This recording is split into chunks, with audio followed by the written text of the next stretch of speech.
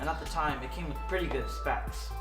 An Apple A10 Fusion chip, 3 gigs of RAM, 12 megapixel cameras, but most notably, it was the first ever phone to remove the headphone jack. Anyways, let's see how this now 4.5-year-old phone stacks up in 2021.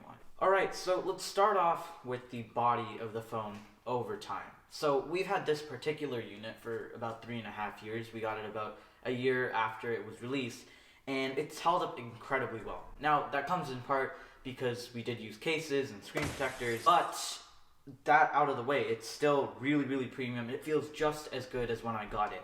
And one thing really quick, this matte black color has to be my favorite iPhone color of all time. The matte finish really hides fingerprints well. Now, I do know that we did get matte finishes again with the 11 Pro and the 12 Pros, but I do want to see the matte black come back because the graphite, the space gray just can't substitute for it. So Apple, if you are watching, which you're probably not, it'd be really nice if you could bring back this matte black from the iPhone 7. Alright, so I wanted to touch on the design really quick. So this is an outdated design. I mean, back in 2016, obviously, all the phones had 4 heads and notches and home buttons and all of those, but back then it was pretty much the best you could get. It was even better than the Androids that you could get just because of how minimalistic it was. The only iPhone that's even in the lineup, in Apple's current lineup, that's selling with this design is the iPhone SE, and that's probably the last iPhone to even come out with this design. Also, this has a 1080p 60Hz display. Obviously it's a 5-year-old phone. Back then we didn't have 120 Hz. So then again, it cannot stack up to today's phones, and it's also an LCD display, unlike every single flagship iPhone that's being released moving forward, which has completely shifted over to OLED displays. Alright, so next up, the battery. Now, the iPhone 7 Plus has a 2900 mAh battery, which is actually larger than that in the iPhone 12 and 12 Pro, which I think have around 2800 mAh batteries. But the battery life isn't great. For like light usage, and I mean light usage, so web surfing, maybe a bit of calling, but really just web surfing, texting, and occasional light gaming like Among Us, the battery life on this is pretty mediocre to horrible. I'm not even getting 3 hours of screen time on this. At tops, I can get like 2 hours 30 or 2 hours 45 minutes, and that is due to the battery, after 3.5 years of usage, going down to 86% battery health. So another question that you might be asking about the 7 Plus in 2021 is, how good are the cameras? And the answer is, they're not that great, at least by today's standards. Back when they came out, it had OIS, for optical image stabilization.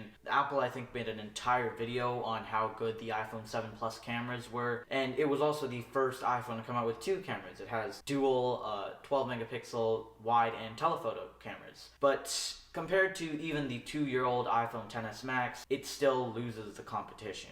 The colors on the XS Max's shots are just a bit more vibrant than the iPhone 7 Plus. Now, both of these phones' wide-angle cameras have an aperture of f1.8, so they are letting in the same amount of light, but I just find the iPhone XS Max's shots to be a lot more vibrant and just a lot more aesthetically pleasing. The colors are just overall better. But I also did compare them against the iPhone 12 Pro Max, and it was also the same story there. Except with the 12 Pro Max, the bokeh was just so much better thanks to LiDAR being there, which honestly does a lot in both photography and videography. Also, the iPhone 7 Plus can shoot up to 4K 30 video, which is alright, but again, the year after, iPhones came with 4K 24 and 4K 60 video options, so 4K 30 wasn't that great, and it is absolutely put to shame by Dolby Vision HDR on the new iPhone 12s. So also the front-facing camera, when put against even the XS and the 12 Pro Max, now with the XS, they were both 7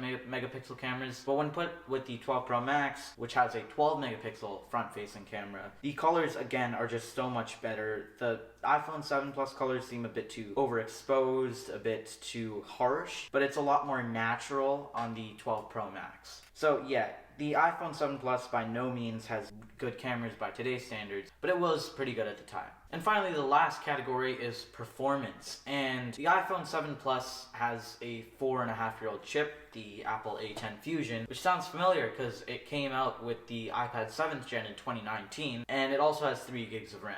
Now, actually, this A10 Fusion that's in the 7 Plus is a bit slower than that in the iPad 7th gen because they have a lot more space to work with there and they don't have the thermal constraints of a thin and small phone like this. So that is slightly faster, but it's not as fast as today's phones. Now, even when you put it against the 2-year-old A12 Bionic in my XS Max, it is very noticeably slower. Now, it's not really slow, it's just lost its overall snappiness. And what I mean by that is just that you'll notice it a bit slower in everyday tasks, like particularly single core tasks. Apps loading will take a tad bit longer, web searches will take a bit longer, it'll lag sometimes. And when it comes to multi-core, like games like Fortnite, back when that was still on iOS, I used to play that on this. It was only 1080p and it could consistently stay at 30 frames per second. But when playing something light like Among Us, I don't really notice a difference between this and the 12 Pro Max. And so, should you buy the iPhone 7 Plus in 2021? And the short answer is no.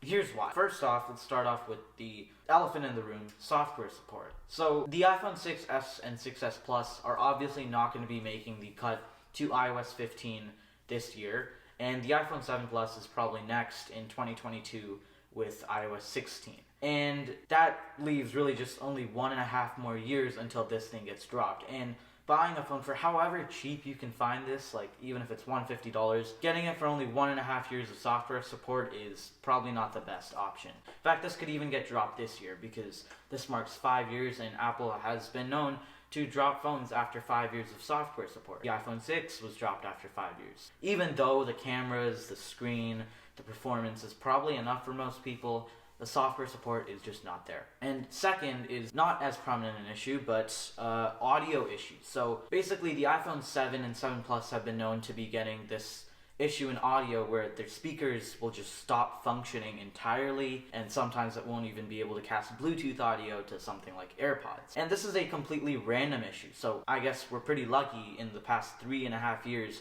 to have never gotten that issue on this unit. These two things combined are enough to make me tell you not to upgrade to this phone because it's just not worth it for $150. The risk of possibly getting your audio cut out and also just 1.5 years left of software support is not enough to make me recommend this 5 years later. But if you are still using this, it's still a great phone. It can probably last at least another year if you still do have it. But if you are an iPhone 7 owner, do keep your eye out for audio issues. Anyways, thank you so much for watching the video. I really hope that you enjoyed, and if you did, please do feel free to drop a like and subscribe. So yeah, thank you guys so much for watching, and that's it for me.